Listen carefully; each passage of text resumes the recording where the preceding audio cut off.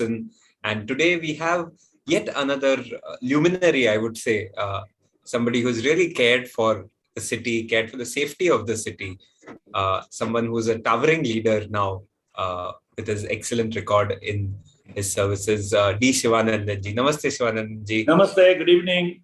Thank you so much evening. for having me on your conversation. Thank you so much, Sivanandan ji, for accepting this invitation. For our audiences who are listening in, Sivanandan ji is a highly regarded IPS officer in India. His career has been over 35 years. And in his tenure, he has really not only been a police person, but almost, at least the way I read this, almost like a fatherly figure to the police, raising resources to actually create welfare, bringing in the latest equipment, building hospitals, gymnasiums, schools, other facilities for the police force. And of course, he's distinguished because he retired as the DGP of Maharashtra state. He's been the Commissioner of Police in Mumbai right after 26/11, Commissioner of Police for the Nagpur city, and the State Commissioner for Intelligence. 6 years as the Mumbai Crime Branch as the Additional Commissioner of Police. So, Sivanandan ji, this is amazing. I am really happy to be talking to somebody from the police forces. Not at all nervous, very, very happy. I retired 11 years before. Neither I have wielded power before nor later. So you can shoot. You can shoot and I will receive.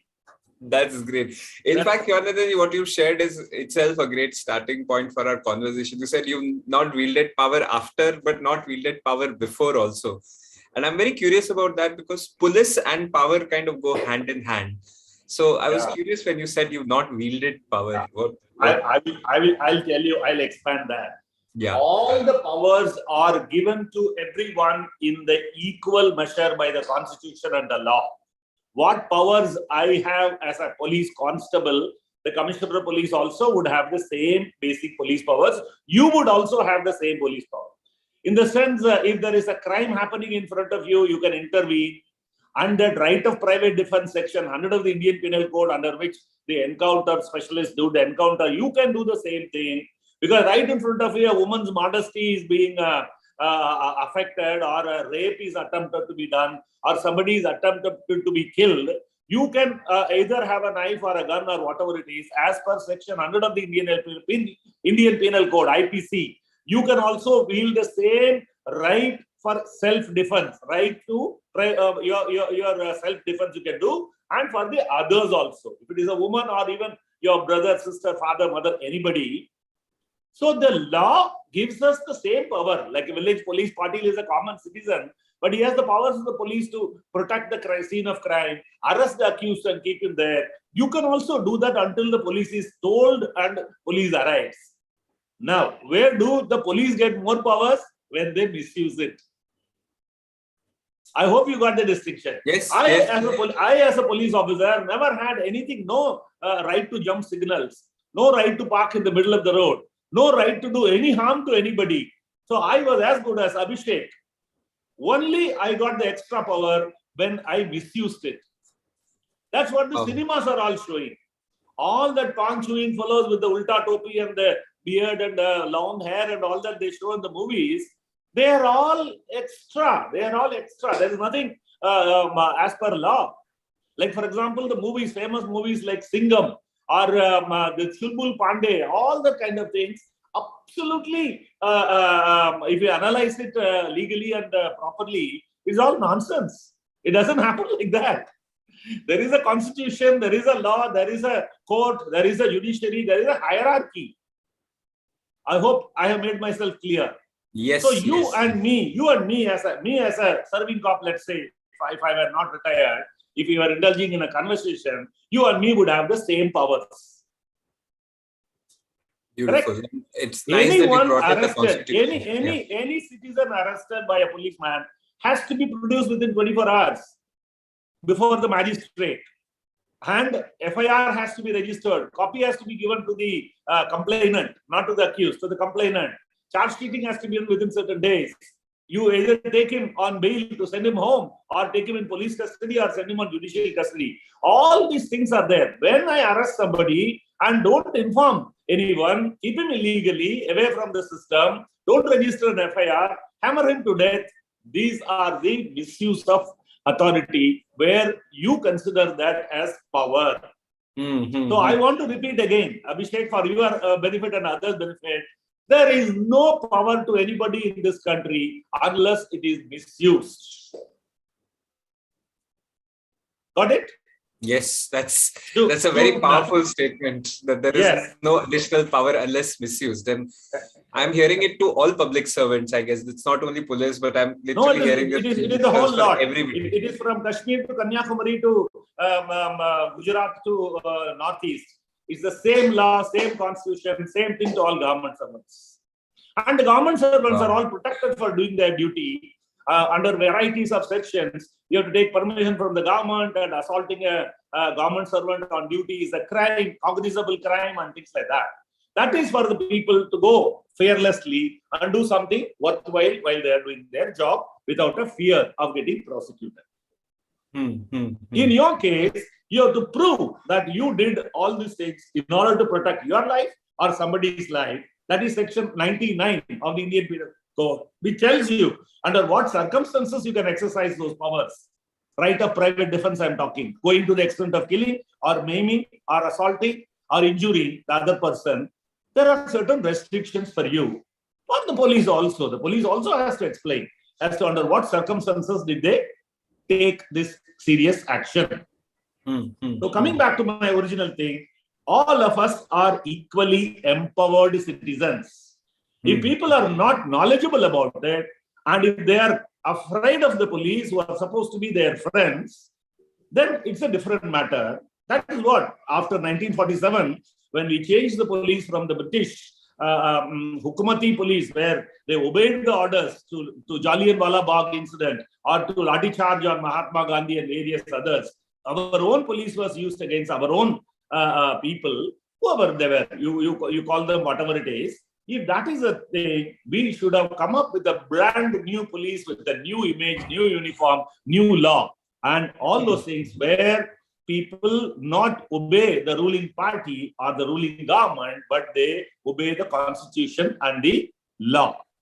My loyalty has to be to the constitution and to the law. If that is it, if you declutter all these ideas, then you will know where does the police stand or where do the people stand. So Sivanandan, curious about this question, that you must have met so many criminals, so many wrongdoers, or so many rule breakers over your career. What kind of a view you have towards them? Is it a compassionate view? Is it a angry view? Are they normal people like us? Are they how do you relate to them? This is a very huge question you have asked, and the answer can take long time. So I will only take short time because we have to be within the given limits we have to speak. A criminal can be a criminal by design, because he has got a criminal mind. He could go on committing crimes without repenting. But there are 95% of them who did a crime in a flash of a moment of anger or let us say greed or lust or whatever it is, and all their life they repent and they will never repeat. That is why we have a system of open air jail. I don't know if you and your viewers know, in every state there is a village where there are no walls and they are kept in jail.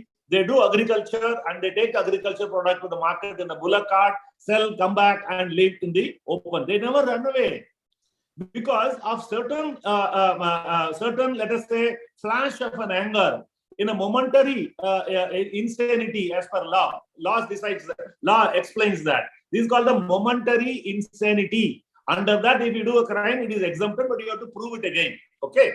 So, lot of people do that, and then they repent, and they would never. Even if you are asking them, "Arey jail mein to binti nahi hai, tum chale jana," he will say, "No, I will be caught. I will be brought again. I will get enhanced punishment. So I will not go. I will serve my sentence and then go." So 90% people belong, but this 10% people. Like today also, there is a guy in Times of India, if you see page number 2 or so, he has been arrested and but taken to jail 50 times. He says, I will get refined now. So there are a lot of people like Raman Raghav in Mumbai who did a chain of murders, killings, like all the footpath dwellers. He took a stone, itna bada stone leke unka sir pe maar ke marta tha. So Manvat murder, there is before you were born, there's a very chain of murders in Parbani Jilla called Manvat murders. Like that, there are a lot of things. America and UK, you heard of the Jack the Ripper and various other kind of cases. Yes. So those are the people who commit crime as per a design. Whereas you and me, like this road rage, like I'm driving slow because I'm old and you're a young man. You want to drive fast. If I'm not giving you way, you will go and block and give me 2 solid slaps and go away. But you are not a regular criminal, correct? It's a road rage. That's it. You have to control. Of course, you have to go to a psychiatrist and get your anger management lessons learned. But you are not a regular criminal. But there are a lot of people who will take a flight and go to various metropolitan cities and break open the houses and take away the property and go away regularly. There are a lot of people who have done 100 housebreaking thefts. This time, when there is nobody in the house, go there and do that. And there are a lot of people who go regularly inside the house with murderous weapons, assault everybody, kill them, and take away the property and go dacoity and robbery. Where a weapon or violence is used to take away your property, it is called dacoity and robbery. That is also there. But number is much less. And the law empowers the police and you to handle them accordingly. It is like giving medicine. Let me give you another quote. It is like a person who is deceased and we should diagnose and give the right amount of medicine. If you give excessive medicine, the patient can die of excessive medicine. He may not die of disease, but of excessive medicine. So that is where the system, the police and the others, the whole judicial system has to work as per a proper diagnosis. Wow. When I say criminal judicial system, I want to tell you and others that it means the police to start with, then the courts, magistrate, judges and others, and then the police, the prosecutors and the lawyers, and the next one last is the jail, reformatory system. This is called criminal judicial system. So this diagnosis and the right amount of medicine, right dose of medicine has to be administered as per the analysis. Got it? Yes, this is the first time I have seen the police as a type of a doctor and a healer plus a medicine giver. They are. But people think police could be like the scavengers who will clean the city of its dirt. So like dirt, swipe them away. Use a sweep. They are sweepers, but they are not. They are actually multiple roles they play. In case of medical emergency, they can give you CPR, resuscitation of the heart beat, or they can do a first aid. They become a lawyer. When you argue in the traffic signal, you stop your multi-billion-dollar car and talk to them. He will tell you what law you have broken and what is the punishment. You may or may not know. Or drunken drivers, you can indulge as a drunken driver. In your limousine, you can go on talking all nonsense, but the policeman does as a psychologist. He talks to you from not from a position of authority, but tries to explain to you. So that transactional analysis where somebody is a parent or an adult or a child, all these roles they play, and they play well. Most of them today in the press, if you see Times of India, there is wheelchair. They were not able to climb on the slope. The traffic man is pushing that wheelchair and seeing that the gradient is crossed by the wheelchair-bound person. In Mumbai traffic, people, unique in the world, your car gets stalled in the rain and the Mumbai police traffic men are the only ones who will come and push and take you to the side or to a place where the traffic doesn't get jammed. No other place, in any other place, they will give you chaste char gali. Yes, definitely. And that's a great way to come to Mumbai, Sivanandan, because this is Mumbai Charcha. We ask every speaker what's their relationship to the city and what do they see as the spirit of the city. And as a police person, you must have seen so many parts of the city which maybe people don't normally get to see. So having seen what you have seen, what's your relationship to the city and what do you think is the spirit of Mumbai? My relation to the city is that the city and its freedom and the way people live a libertarian life is in my DNA. I love this city, the spirit of the city of resilience. I can quote an example. In 1992, when the bomb blast took place on March 12th at 1 o'clock to 2 o'clock, there were 12 bomb blasts. That was the biggest ever terrorist attack in the whole world until then. The Twin Towers of USA came down somewhere much later, whereas this was the biggest attack done by our own Mumbai city Havaldar's son called Daud Ibrahim, who is there in Dubai at the time and now in Karachi. Next day, even though 257 people died, 857 people were injured, many hundreds were missing. Iconic buildings were attacked by bomb blasts like Bombay Stock Exchange, Air India, Sea Rock Hotel. No youngster will know what is a Sea Rock Hotel now because it has gone, vanished. So that kind of a situation, next day in the train and in the government offices, almost 95% of the people were present. There was no panic, there was no panic-stricken reaction, and everything went as if nothing happened. So that is the spirit of Mumbai. Even today on the road, if something happens, let us say a shootout or any such thing happens, in any other city, the entire thing will come to a grinding halt for a long hours. Here they will just, sultana, as they call that, sulta dene ka, baji mein rakhne ka, baki sab chalane ka. People have no time. They have no time for any murder, dacoity. Even dead in VT station, let us put a test trial. A dead body, you just put it on the thing. Not a dead body, wrap it something and keep it. People will jump over that and go and reach the office in time.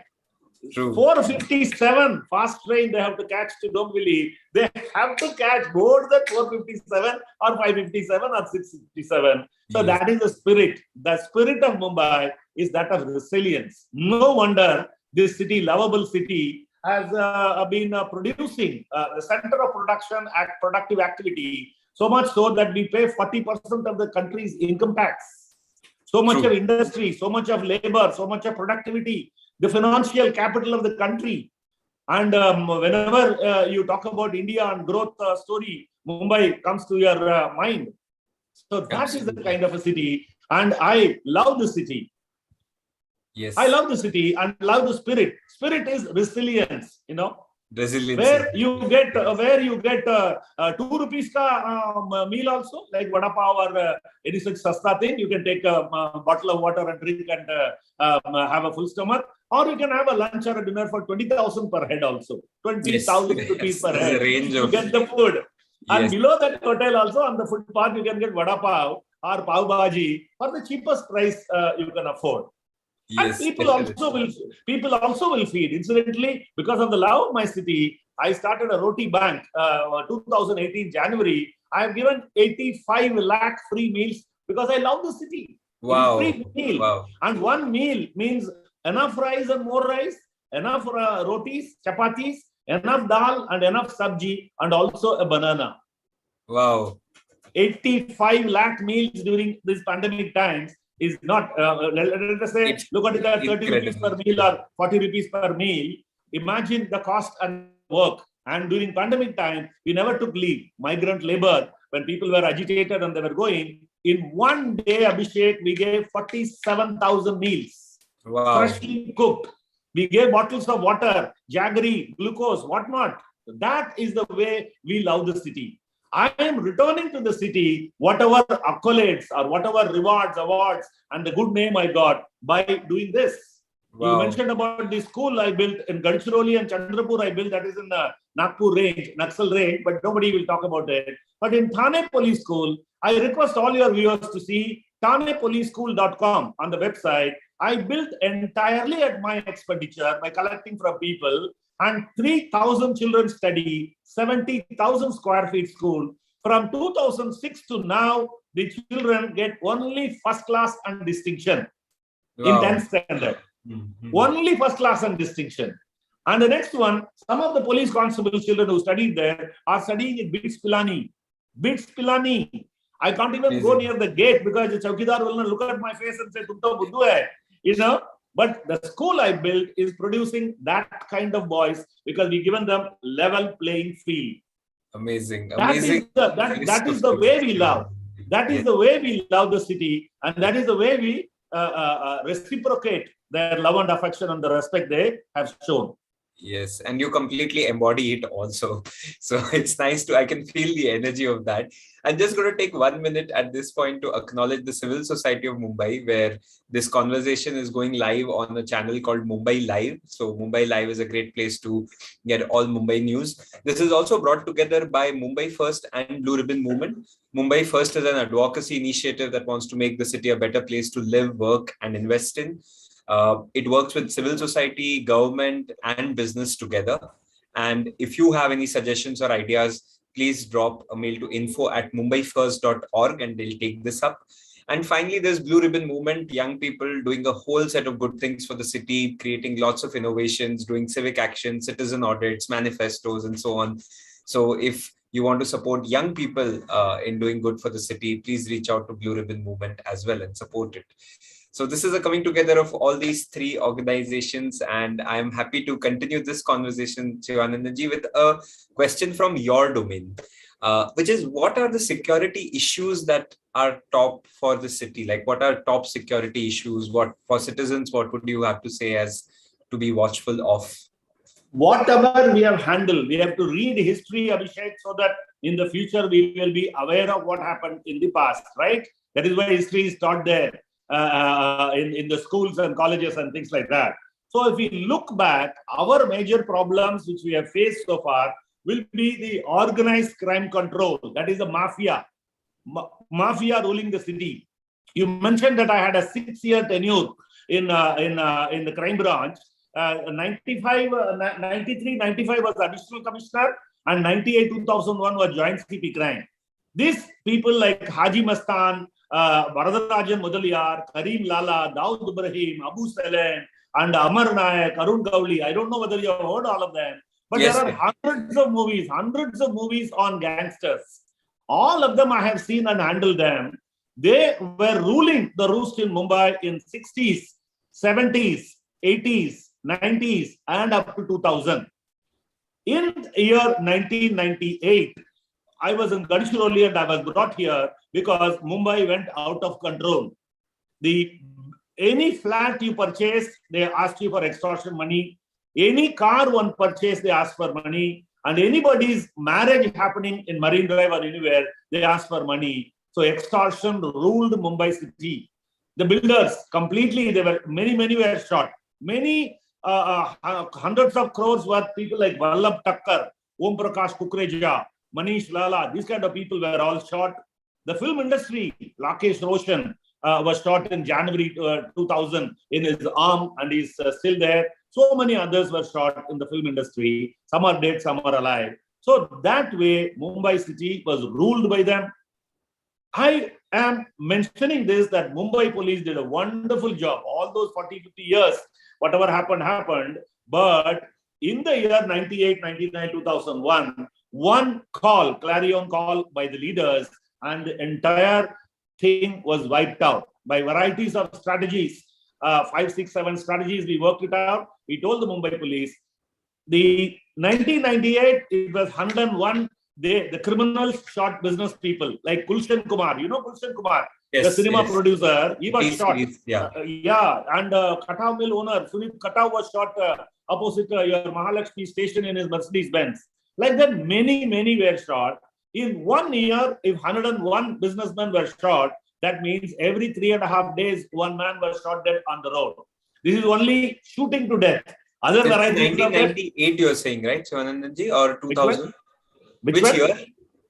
This is 1998. 98.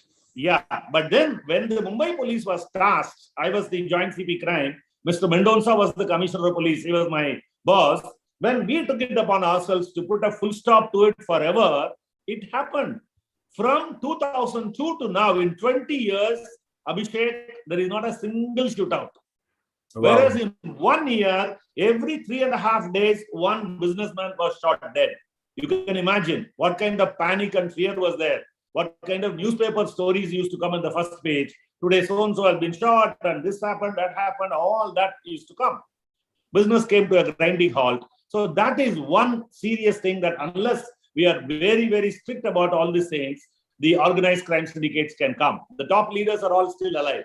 When we have pruned the entire tree in Mumbai, the top leaders like Daud Ibrahim in Pakistan, Chota Rajan is in Delhi jail, Abu Salam is in Taloja jail, and one kidnapping king is there in Lucknow, in UP jail, and one Subhash Singh Thakur is in Gujarat jail. All these fellows are there operating. If the Mumbai police and others were not effective and alert, this could revive. You would know, being young people, you have not gone through that. Yes, we haven't. This gives a lot of perspective to the problem. You can see the movies. There are hundreds of movies, huh? Yes. Not one. There are hundreds of, like Mumbai. What is that? Once Upon a Time in Mumbai. There is a movie called Company by Rajagopal Verma. There's a movie called Satya. So there are so many hundreds of movies. Yes, Ab Tak Chappan. I don't know whether you heard of a movie called Ab Tak Chappan. Chappan. All that kind of things you can see. That's one. Revival of organized crime, like that will include even narcotics. Today we are talking, because of Aryan Khan case, we are talking about narcotics thing and all that. That is another major problem. Second major problem, where people can bring in, entire youth could become addicted to narcotics. So it's called narco terrorism. Then the real terrorism is a real terrorism, where youngsters are taken into the fold of terrorists like ISIS, that is that Syria-based organization. And a lot of Indian youngsters have gone from Thane. 4 boys had gone in the year 2004, 2005, and later they did go to ISIS and join. And one has been shot, and one has come back, and the others are not there, and things like that. That is religious fundamentalism. That is another issue, major issue. Terrorism. We have suffered. I told you, 1992, March 12th, we had the biggest bomb blast, where the Daud Ibrahim had brought 4,000 kilos, 4 metric tons of RDX, 2,000 AK-47, 2,000 hand grenades were brought for use. How much was used is a different matter, but it was available to the gangsters. The next biggest one, many hundreds of bomb blasts have taken place, but the major one is that 11 train first-class compartment blasts. Yes. I'm sure young people, 2006, where 200 people died, 400 people were injured. The third biggest one is 2008. I'm sure you and others will relate to the Taj Oberoi and Victoria Terminus, CST, and other places, where again 165 people, high net worth individuals were killed, and then so many injured, and various other things. The whole country, the whole world got shaken up, because BBC and CNN and others showed live attack on the country. It's a war by the neighboring country, where our martyr called Tukaram Omle, took all the bullets in his stomach and caught the first live terrorist in action, Kasab. All the youngsters who are listening to me would definitely relate it to me. Yes. We gave our country and our city and our state gave him a fair trial for 4.5 years. Many people may consider this as a wasteful expenditure, because I was the commissioner of police. We did spend a lot of money for his protection, but it was necessary to give him a fair trial to show the world that India is a leading democracy, where we try judiciously, give him every opportunity. Do you know, at our cost, the people's cost, a lawyer was given to him to defend himself. He went up to Supreme Court, he went up to the president of the country and exhausted all that, and later he was given a fair trial and he was hung. That is the country, and that is the city. So that is terrorism for you. Many such blasts have taken place. So this kind of a threat can come to us from Pakistan, China, and others. This kind of a threat to Mumbai can come from sea route, because those guys, 10 guys came from sea only, Pakistan, where even now anybody can come through, finding a small, even though a lot of security network has been created, but still anybody, because we have got 7,600 kilometers of seashore in India. So anybody can land anywhere and come. Not that Mumbai, Maharashtra is one of the topmost priority. What about the other east coast? So the danger can come from sea or land or air. Drones, I want to tell you your attention, cyber terrorism. When I'm talking about terrorism, cyber terrorism is a The Ukrainian war, Ukraine is living and giving a tough time to a major nuclear power only by using cheap drones.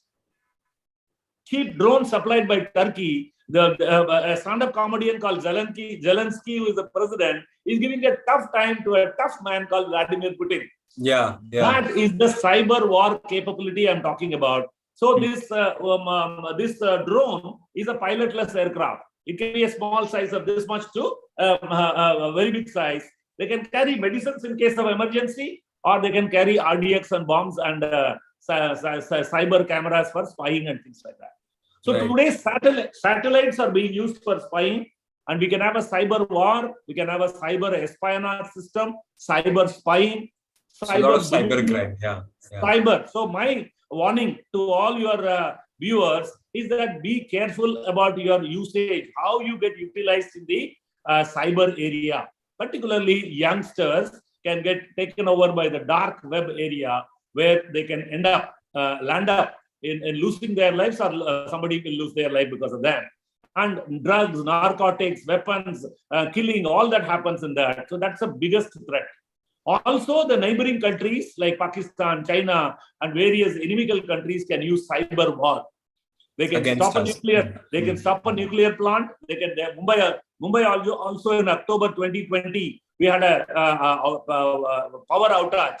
That is allegedly it was done by Chinese hackers. Last week also, for a few minutes, Mumbai had a power cut. Whole of Mumbai had a power cut. They say it is the China hackers. It's possible. Any vital installation like banking system or financial system or nuclear power grid, all that can be attacked through cyber.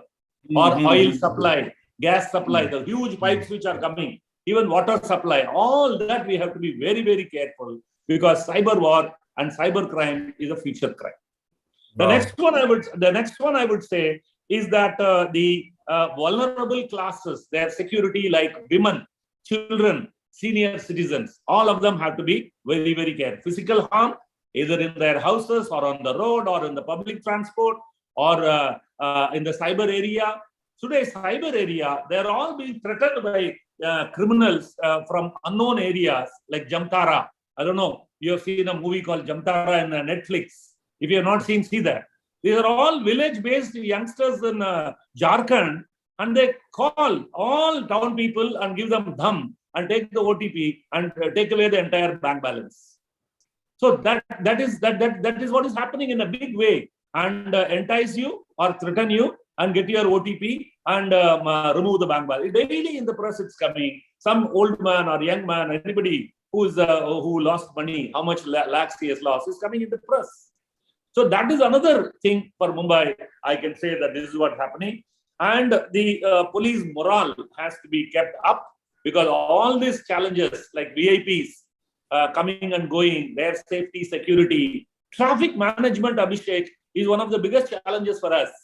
Because of the petrol price hike, so many bikers have come and they drive the way they like. So we have to give them a separate lane one day or the other. And even fitness freaks like you look very, very fit. So I'm jealous about your fitness level. Cyclists have to be given a separate lane one day or the other. So it's better we get that coastal road so that all the big vehicles can go and interior lanes can be given to bikers or cyclists and various others. Wow. So we have to clear the air, the pollution level by taking away the vehicles on the coastal road and things like that. So these are the problems which Mumbai city is facing, and Mumbai city can get more of this in the future. We have to come up with solutions. Yes, totally. And this is a long list of challenges, but towards the end, you also started sharing some of your visions. And that's where my last question is. One, your vision for the city, and particularly like citizens have a lot of opinions on how the police should be, but what is the police opinion on how citizens should be? So that's my final question to you. I want to talk about the police first and then the police opinion about citizens. I want to give a compliment to start with to the citizens of Mumbai. I want to give an example. Earlier times, there was a superintendent police from the neighboring district, and superintendent police, Raigad Jilla. And when they come to the headquarters, they bring a car, ambassador car. Even I was born and brought up in ambassador for until long years. audacity came at the fag end of my career. So that police driver in a car with a huge lal bati was coming against the traffic because of ignorance. One Kalipili taxi driver stopped him and told him, "Are you a driver or a hajam?" You know, hajam means barber. So he said, "You don't know you are coming against the traffic. Are you a driver or a hajam?" Imagine the discipline which a citizen can give to a policeman without fear. Right. That is why the Mumbai police is the finest police force in the country, because the people of Mumbai, the occupants of Mumbai, are the finest in the country. Wow, that's nice. It is a reflection. You behave well with me, and I behave well with you. Lots of traffic men, if you tell him, "Sir, I have committed a mistake, I didn't know, ignorant, let me go, next time I will not commit," he says, "Okay, maaf kiya, chale jao." So if CCTV click the picture and send you on cyber, it's a different thing. You've been caught, you have to pay the money. Even I pay. My car also, whenever a picture comes, I have to pay 1,000 rupees. I do. But I only set up the CCTV system after the 2611. 5,000 cameras on the road. I had only submitted the proposal and got it done. So that is the obedience which we have to do. But now about the people. The people have to obey law, and they have to expect the science and technology today is catching up with all the criminals, and all your activities are being monitored by science and technology. So there is no way any citizen can get away with a misdemeanor or crime. So everywhere cameras are there. If 5,000 cameras are on the road, there are multiple lakhs of camera by the private companies and roads and petrol pumps and hotels and others. They are all recording your movement. For example, your Sachin Vaze, the police inspector, was caught because his car and that other car was coming from Thane to Mumbai. The entire road stretch has recorded his movement, minute to minute. It can happen to you. If it can happen to him, it can happen to you. So my call to citizens of Mumbai is, you have to be patient, and you have to obey the law, and you have to be careful about the usage of cyber. Don't get caught in the cyber, because it will be very rarely you can get the money back. But there are a lot of improvements which are coming in technology. So that way, my prevention is better than cure. My next one is keep the women safe, train the children right from childhood at home to give respect to the didi or the mother or the servant woman and others, so that women feel safe. And if there is an intervention needed, Mumbai people should go and intervene to safeguard a woman, definitely, because not many people, I mean, only 1 or 2 incidents where somebody has suffered because he went and intervened. Other cases, they have the intervener has got away free, and he protected the modesty of a woman. That way you can feel proud about it. The slums have to go, the rehabilitation of the slums have to go, and we have to see that the employment level goes up, so that this other IT industry and others has to go, and people have to be employed. We have to take care of the poor, like I am doing. Daily we give 10 to 11,000 meals to school-going children and others. Daily 11,000 meals. There are a lot of others who are doing. I'm getting a chance to tell you my story. There are others who have not been telling you the story, but they are also doing. Yes. But we are also doing. That is to see that the children come to the school and learn, educate, become employable, and then later they don't commit crime. So I'm trying to control crime by feeding the poor children, by taking them to the school. I hope you know my interest in feeding the children is to see that the crime one day gets lowered, limited. Less crime will be committed because these guys will be employed. Yes. That is what my appeal is. You have to be responsible. You can't be doing drunken driving on the road, and you can't get caught doing violent activities, because the CCTV cameras, everybody's mobile is continuously recording your activities. And use of drugs, narcotics has to be absolutely shunned. You can't be doing that. And use of cyber and cyber crime and getting into cyber arena, that is also. Because in cyber, I want to warn again, the criminal could be thousands of kilometers away, and catching him today is very, very difficult. Somebody sitting in Nigeria or in Siberia can attack Mumbai, and you can't go there and catch them at all. So that's my appeal to the people. They are the best. The Mumbai people are the finest, because I have seen, like, how am I running after 11 years of retirement, how am I feeding 11,000 people? It is because the Mumbaikars are so generous. How did I build that school? How did I build that hospital for 5.5 crores in Thane? All that we made 30 gymnasiums in Mumbai at 30 lakhs each, all given by the people. The people are generous. Police also had to, they should be becoming of what is the benevolence shown by the Mumbai people. So ultimately, I will say Mumbai police is the finest police in the country even today, even though paper reporting is coming, much of the other dark side of the police thing is being shown. But that is a problem about the leadership, not about the policemen. I hope I am making my point very clear. The top leadership is not appropriate. Their behavior is not the power I mentioned earlier. They have misused the power and amassed money, and they have caught their absconding and all. But doesn't mean that the police force is bad. Police force is the finest. We need to have absolute super class leaders. The police force is going to shine and rise once again. And you people are our hope. You can show us the way, and you can tell the police, constructively be critical, and tell the police, show them the light, they will behave in a much better way. Thank you so much for having me on your discussion. I think I want to express a lot of gratitude to you and to the police of Mumbai. It's a thankless job, and it's such a joy to feel safe and to feel in the hands of the police force. We can live about our day-to-day lives because there are so many people working tirelessly. It's a thankless job. You can get all the questions of your viewers by giving your email. My email is dsiva100@gmail.com.